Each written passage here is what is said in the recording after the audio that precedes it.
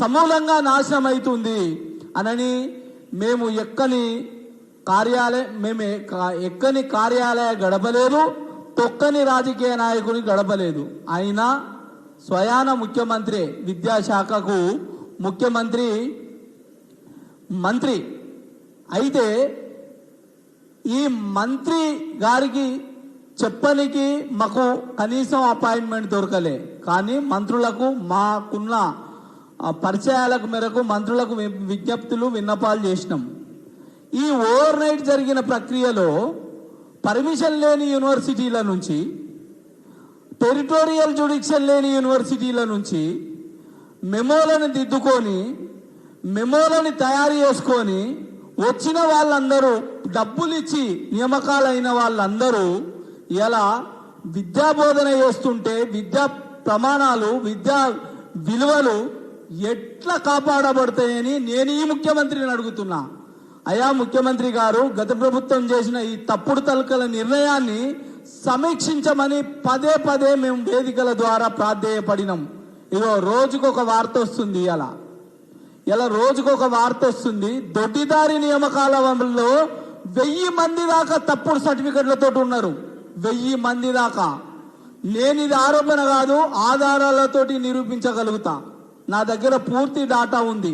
మీకు చేతనైతే, ఈ ప్రభుత్వానికి చేతనైతే ఈ దొడ్డిదారి నియామకాలను రద్దు చేసి డైరెక్ట్ రిక్రూట్మెంట్, ఏదైతే మేము కోరుకున్న డైరెక్ట్ రిక్రూట్మెంట్ ఉందో, వాళ్ళు ఏళ్ల తరబడిగా పనిచేస్తుండ్రు అని ఉదార స్వభావము సానుభూతి చూపిస్తూ ఇలా ఏళ్ల తరబడి మేము నోటిఫికేషన్ల కోసము నిరీక్షించిన మా జీవితాలని వాళ్ళ జీవితాల కోసం పణంగా పెడతారా?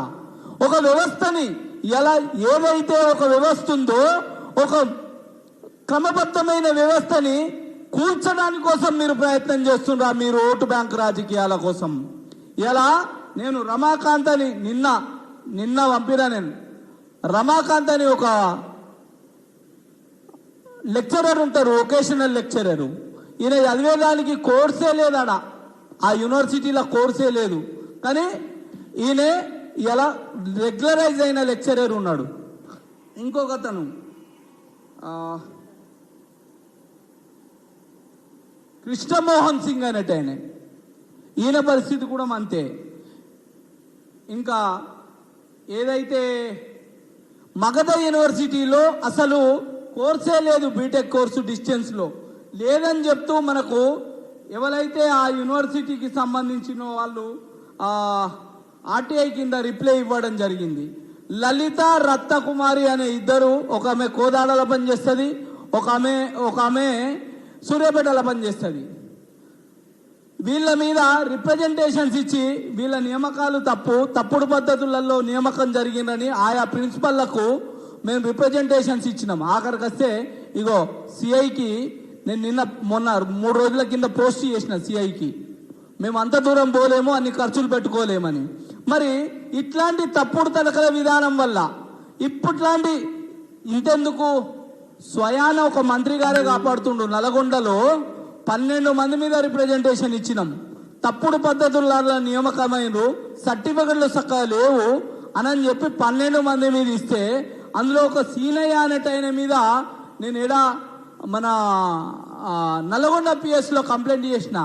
స్వయాన మంత్రి గారు పిఏ దీన్ని అట్లనే పెట్టాలి, ఈ నా ప్రాంతంకి చెందినోడు, నాకు సంబంధించినోడు అని పక్కకెట్టించిండి ఇవాళ ఎఫ్ఐఆర్ కాకుండా. కానీ ఎస్పీకి పెట్టిన కోర్టును ఆశ్రయిస్తాం, మీ తోల్ని ఇస్తాం. ఇవాళ మీరు ఎవరెవరైతే కాపాడుతుండో కాపాడిలోని రాజకీయంగా అధపాతాలనికి తొక్కకపోతే చూడు మీరు ఇవాళ బిడ్డ, ఇలా న్యాయ వ్యవస్థ ఉంది, ఇలా శాసన వ్యవస్థ ఫెయిల్యూర్ అయింది తెలంగాణ రాష్ట్రంలో. కార్యనిర్వాహక వ్యవస్థ, శాసన వ్యవస్థ కాళ్ళు కడుగుతుంది, కాళ్ళు దూడుస్తుంది, బూట్లు దూడుస్తుంది, బూట్లు దాచుతుంది. ఇలా న్యాయ వ్యవస్థ ఒకటే ఉంది. న్యాయ వ్యవస్థలో కూడా అరకొర న్యాయం జరుగుతుంది, పూర్తి స్థాయిలో న్యాయం జరగట్లేదు. చట్టం తప్పైనప్పుడు ఆ చట్టం ద్వారా వచ్చినోడు ఎట్లా రైట్ అవుతాడు? నేను ఇవాళ న్యాయ వ్యవస్థను కూడా క్వశ్చన్ చేస్తున్నా. ఇలా ఏదైతే రాజకీయ నాయకులు, కార్యనిర్వాహక వ్యవస్థ అధికారులు ఫెయిల్ అయినరని ఇగో నేను సిఐడికి 12 మంది మీద ఒక రిప్రజెంటేషన్ ఇచ్చిన. సిఐడి శ్రీనివాస్ రెడ్డి గారు పాపం నిజాయితీ గల ఆఫీసరు, ఆ ఆఫీసరు ఇలా మన కమిషనరేట్ ఇది ఇంటర్మీడియట్ కమిషనరేట్కి ఒక లెటర్ రాసిండు. అయ్యా ఇదేందో మీరు మీరు దీన్ని సర్టిఫై చేయండి, వెరిఫై చేయండి అని పెడితే ఇప్పటి వరకు ఇది ఏడాదిన్నర అవుతుంది, ఇప్పటి వరకు వాళ్ళ మీద చర్యలు లేవు. ఎంక్వైరీ చేసిండ్రు వాళ్ళ ఆదేశానికి ఎంక్వైరీ చేసిండ్రు, కానీ ఇప్పటి వరకు వాళ్ళ మీద చర్యలు తీసుకోలే. మరి ఇంటర్మీడియట్ వ్యవస్థలో 3 కమిషనర్లు మారిండ్రు. మీకు చేతనైతే లేదా? గవర్నమెంట్ జీతం తింటలేరా? ప్రజల సొమ్ము తింటలేరా? ఏం పీకనికి ఇవాళ కమిషనర్ పోస్టులు ఉన్నారా? ఐఏఎస్లు ఇవాళ అడుగుతున్నారని ఇవాళ మీరు తప్పుడు పనులకు ఇలా రెడ్ కార్పెట్ వేస్తారా? ఇలా ఎన్ని కోట్ల చేతులు మారినాయి. ఇలా ప్రధానంగా గత ప్రభుత్వంలో ఉన్న ఒక మంత్రి ఉన్నాడు, ఒక ఎమ్మెల్సీ ఉన్నాడు. ఇలా ఆ ప్రభుత్వంలో చేసిన పనులకి ఇలా మీరెందుకు రెడ్ కార్పొరేట్ వేస్తున్నారు అని నేను ఈ ప్రభుత్వాన్ని అడుగుతున్నా.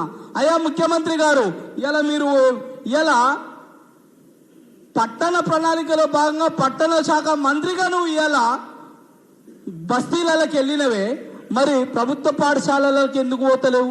కళాశాలలకు ఎందుకు పోతలేవు? టెక్నికల్ ఎడ్యుకేషన్ కళాశాలలకు ఎందుకు పోతలేవు? అక్కడ జరుగుతున్న అన్యాయాలు, అక్రమాలు వాటి గురించి ఎందుకు అడుగుతలేవు? ఇవాళ సరే మనిషి ప్రాణం కంటే ముఖ్యం ఏది కాదు. సరే ఇవాళ వరదలు వస్తున్నాయి, వానలు వస్తున్నాయి, పోతున్నావు. కానీ వ్యక్తి వికాసానికి, వ్యక్తి ఎదుగుదలకు, వ్యక్తి మనుగడకు ఇలా చదువు అనేది చాలా ముఖ్యం. ఎట్లాంటి విద్యను అందిస్తున్నాం ఇవాళ? ఏ రకమైన ఇట్లాంటి దొంగ సర్టిఫికెట్లు పెట్టుకొని పాఠాలు చెప్పే వాళ్ళు, ఇట్లాంటి క్రిమినల్స్ని మీరు ఎందుకు ఎంటర్టైన్ చేస్తుండ్రని అడుగుతున్నా నేను. ఇవాళ ఎందుకు ఎంక్వైరీ కమిషన్ వేయరు? ఎందుకు సిఐడి తోటి ఎంక్వైరీ చేపియరు? ఎందుకు వేయరు? నేను రిప్రజెంటేషన్ ఇచ్చిన కదా. ఇవాళ మీకు సుమోటోగా తీసుకునే కెపాసిటీ లేదని, మీ కార్యకలాపాలు, మీ సంపదలు, మీ బిజినెస్లు, మీ రాజకీయం చూసుకోవడానికి ఉన్నారని ఇలా నేను రిప్రజెంటేషన్ ఇచ్చిన. ఇవాళ ఎందుకు మీరు చర్యలు తీసుకోరు? ఇట్లాంటి దొంగ సర్టిఫికెట్లు చెప్పి విద్యా బోధన చేస్తుంటే పరిస్థితి ఎట్లా? ఇంకో విషయానికి వస్తాం. ఎలా తెలంగాణ ఏర్పాటే నియామకాల కోసం జరిగింది. నియామకాలకు 2014 నాటికి 3 లక్షల ఉద్యోగాలు ఖాళీలు ఉన్నాయి. ఇవాళ తెలంగాణ రాష్ట్రంలో 3 లక్షల ఉద్యోగాలు ఖాళీలు ఉన్నాయి. కానీ టిఆర్ఎస్ ప్రభుత్వం మేము 1,30,000 ఉద్యోగాలు నింపినామని సంకలు కొట్టుకుంటూ చెప్పింది. మరి మిగతా ఉద్యోగాల సంగతి ఏంది? 80,000 ఉద్యోగాలకు పోతూ రాష్ట్ర గవర్నమెంట్ శాంక్షన్ ఇచ్చిపోతే, ఆ శాంక్షన్ ఇచ్చిపోయిన నియామకాలు తప్ప మీరేసిన కొత్త నియామకాలు ఏవి అని అడుగుతున్నా ఈ ప్రభుత్వాన్ని నేను. ఇవాళ మీరేసిన కొత్త నియామకాలు ఏవి అని అడుగుతున్నా. టిఆర్ఎస్ ప్రభుత్వం ఆనాడు తన మేనిఫెస్టోలో 84,000 ఉద్యోగులు ఆంధ్రోళ్ళు ఉన్నారు. వాళ్ళని ఎల్లగొడితే మన పిల్లలకు ఉద్యోగాలు వస్తాయని ఆ ప్రభుత్వం చెప్పింది. మరి మీరెందుకు మర్చిపోతుండ్రు? వాళ్ళని కాదనే మిమ్మల్ని తీసుకొచ్చినాం కదా. ఆ 84,000 మంది ఆంధ్ర ప్రాంతానికి చెందిన అక్రమంగా వచ్చిన ఉద్యోగులకి ఇలా మీ రాజకీయ అవకాశాల కోసము మేము కట్టిన సొమ్మిస్తున్నాము, మేము కట్టిన పెన్షన్ ఇస్తున్నాము, మేము కట్టిన సొమ్ముతో పెన్షన్ ఇస్తున్నాము. ఇలా సోకులు వాళ్ళైనవి, మా సావులు మాయైనవి. ఇలా సంవత్సరానికి 50,000 ఉద్యోగులు రిటైర్మెంట్ అవుతుంటే ఒక్క సంవత్సరంలో 50,000 నియామకాలు కావు. ఎందుకు కావు? ఏ వ్యవస్థకు ఆ వ్యవస్థనే ఉంది కదా. అధికార యంత్రాంగం ఉంటేనే కదా ప్రభుత్వ పథకాలు ప్రజలకి వెళ్ళేవి, ప్రజల నుంచి ఫీడ్బ్యాక్ ప్రభుత్వానికి వచ్చేది. ఎట్లొస్తాయి అనుకున్నారు మీరు? ఇలా ముఖ్యమంత్రి పోయి ఉట్టిన పోయి బస్తీ సందర్శించినావు, పరిస్థితి ఎట్లుందో తెలుసా? అధికారులు ఎంతమంది ఉన్నారో తెలుసా? అసలు నీ టౌన్ ప్లానింగ్ ఎట్లుందో తెలుసా? ఈ డెన్సిటీ హైదరాబాద్ లో ఎంత డెన్సిటీ ఉంది, ఏ ప్రాంతాలకి ఎంత జనసాంద్రత ఉండాలనే కనీసం కామన్ సెన్స్ సోయి లేదు. ఇలా వీటిని ప్రశ్నిస్తే మాలాంటి వాళ్ళని తీసుకుపోయి జైలు వేయాలి. అధికారులు ఉంటేనే కదా ఇలా నీ పనితీరు బాగుందని తెలిసేది. నువ్వు తీసుకునే రిఫార్ము, నువ్వు తీసుకునే సంక్షేమము అధికారి ఉంటేనే కదా ప్రజల దగ్గరికి చేరేది. ఎందుకు అధికారుల నియామకాలు చేస్తలేరు? డిగ్రీ కాలేజ్ లెక్చరర్ నోటిఫికేషన్ అయితే నేను వేయించిన. ఇవాళ మీకు మీ ప్రభుత్వాలకు చేత కాదని ఇలా సుప్రీంకోర్టు ఒక జడ్జిమెంట్ ఇచ్చిన జడ్జిమెంట్ ద్వారా శాంక్షన్ పోస్టులు దీర్ఘకాలికంగా వేకెంట్ ఉండకూడదని నేను పబ్లిక్ ఇంట్రెస్ట్ లిటిగేషన్ ఇస్తే నీ 80,000 ఉద్యోగాలు వచ్చినాయి.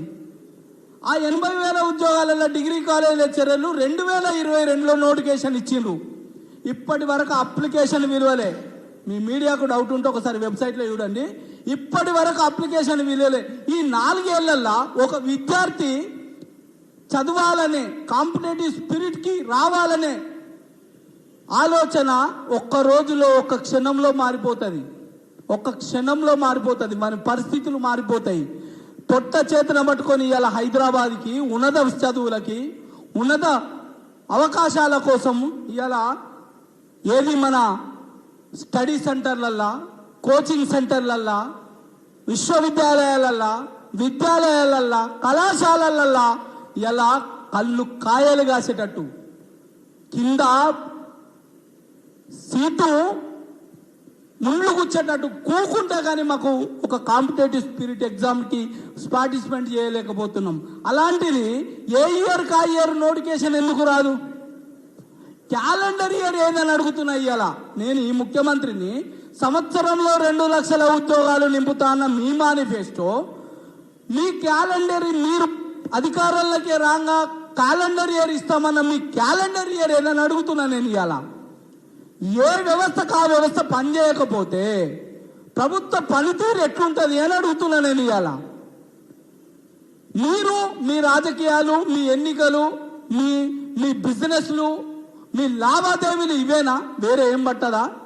ఒక ఎమ్మెల్యే ఇలా చాలా మంది ఇవాళ ఇదే మిత్రులు ఒక ఎమ్మెల్సీ దగ్గరకు పోయి ధర్నా పెట్టిండు.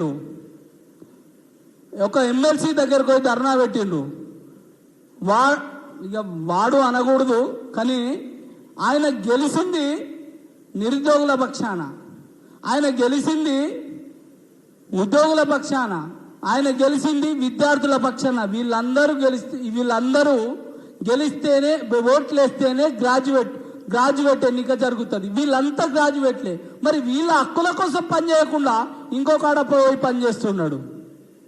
నీ వృత్తి ప్రవృత్తి చేసుకునేది ఉంటే నువ్వు నీ ఇంట్లో ఉండు, నీ ఇంట్లో